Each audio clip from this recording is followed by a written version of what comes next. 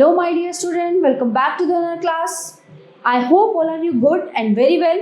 Today, let me start English chapter number 10. Shankha, a hero. Shankha Gaikwad hated begging, but the famine in Maharashtra in 1972-73 had driven him from his home in Aurangabad to Mumbai in search of bread. At first, he had tried selling brooms. मतलब जो शंखा गायकवाड़ था उसको भीख मांगना बहुत बुरा लगता था, ठीक है. But the famine in Maharashtra in 1972 and 73 had driven him from his home in Aurangabad to Mumbai in search of bread. ठीक है, वो रोटी की तलाश में कहाँ से कहाँ पहुंचा, Aurangabad to Mumbai. At first he had tried selling broom. उसने कोशिश की पहले झाड़ू बेचने की. Unfortunately, he had little luck selling his goods. He soon learned that Mumbai is generous to beggars, especially blind beggars. 25-year-old Shankha was blind. He had become blind with smallpox at the age of 8.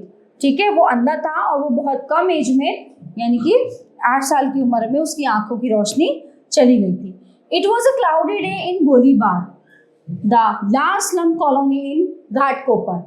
Northeast of Mumbai, Shankha lived here with Tukaram and his wife Hilana Bai. It was the end of the monsoon. In the middle of an open area in the colony, there was a well.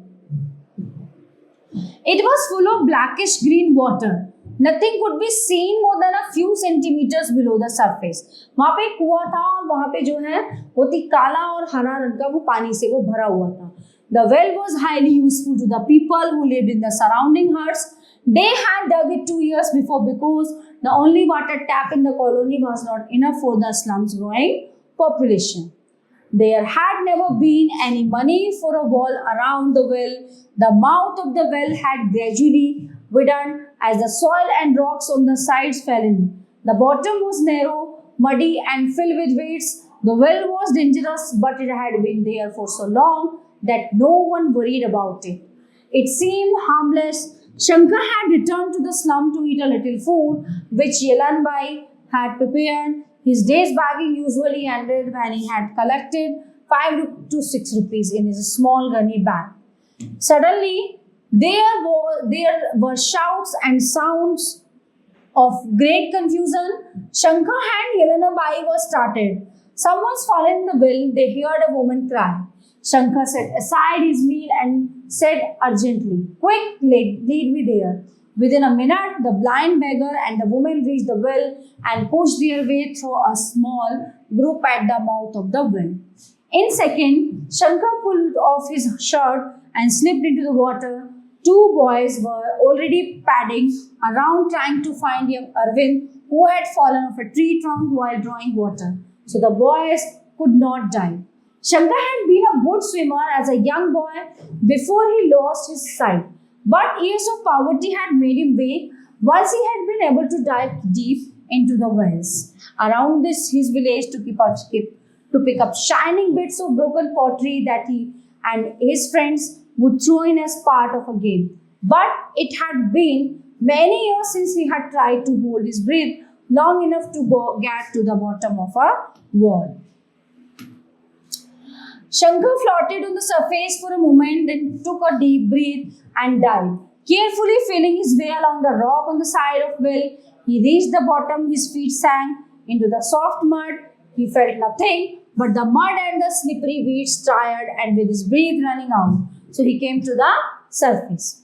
I was now 2 minutes since Arvind had fallen in. His aunt with whom he lived was at the well. As Shankha surfaced without the boy, he heard her wailing. The blind man took another deep breath and vanished into the muddy depths. His first dive had given him a good idea of the shape of the well, so he went straight down and tried to search the bottom with his hand. He slipped in the mud and got caught in the weeds. There was still no sign of the boy. His lungs were nearly bursting. He rose to the top once again. He had been down longest than the first time, so the women and children were getting more and more excited. When he had appeared above the water, the crowd gave a sigh of disappointment. Never in all the years of his blindness and had Shankha missed his vision so much. वो अपनी रोशनी को बहुत miss कर रहा था. If only he could see, he might be able to find the drawing boy. He did not know that even normal eyes would never have been able to see in muddy water. Shankar was very tired, but he knew he was Arvind's only hope. He walked as fast as he could, feeling his way through the mud and the weeds. Arvind must be here, the thought. He cannot have vanished. Shankar's eyes were etching. He couldn't hold his breath much longer. Then, just as he was about to twist his body upright and kick himself to the surface, his finger felt something soft among the weeds. Clothes. He moved his hand further and touched Arvind's legs. The boy's body was held in the mud and weeds. Shankar's heart was beating painfully.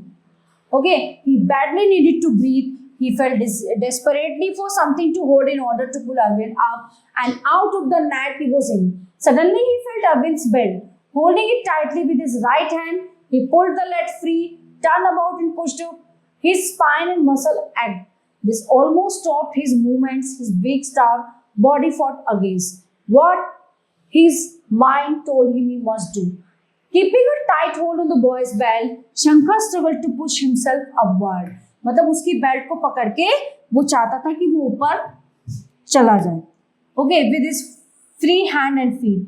It seemed a long time before he rose the 6 meters from the bottom and broke surface. While he gasped for breath, other hands quickly lifted Arvind up and out of the well. Shankar held on the well's rocky side, his eyes closed, his body tired. He heard but paid little attention to the sounds of people trying to give Arvind artificial respiration. Finally, the boy began to vomit water and cries to joy came to Shankar, still holding tightly to the side of the wall. Then Arvind was hurried away to the hospital. A man helped Shankar out of the well and a woman patted him affectionately on the shoulder. Okay, Yelan Bai led him back to the bird hut. There Shankar put on his clothes, finished his half-eaten meal and fell asleep.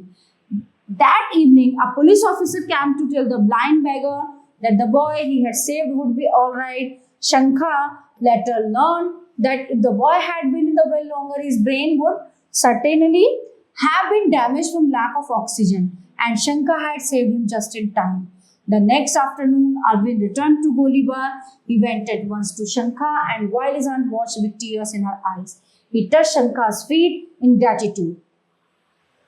Indeed, Shankar had saved a life, but his own still had to go on and for him that meant begging. By afternoon, Shankar was back on the street of Mumbai with his gunny sack. However, word soon began to spread about the beggar's courage.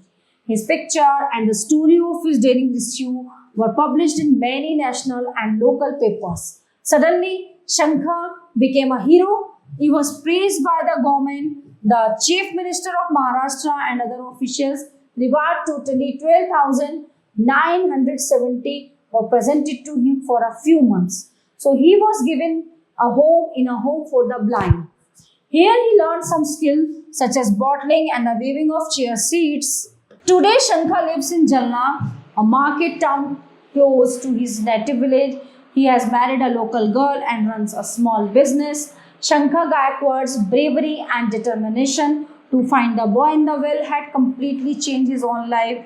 The beggar who hated begging need never begged again. क्योंकि वो भीख मांगना उसको अच्छा नहीं लगता था, वो मेहनत से काम करना चाहता था. वो लड़का कुएं में गिरा, उसने अपनी जान पे खेलकर, जिसमें कि उसको दिखता नहीं था, उसने उसकी जान बचाई, तो उसको सरकार ने इनाम दिया और अच्छे से उसका इलाज करा. Okay, so everyone, the chapter is in here. I hope you all are very well understand full chapter.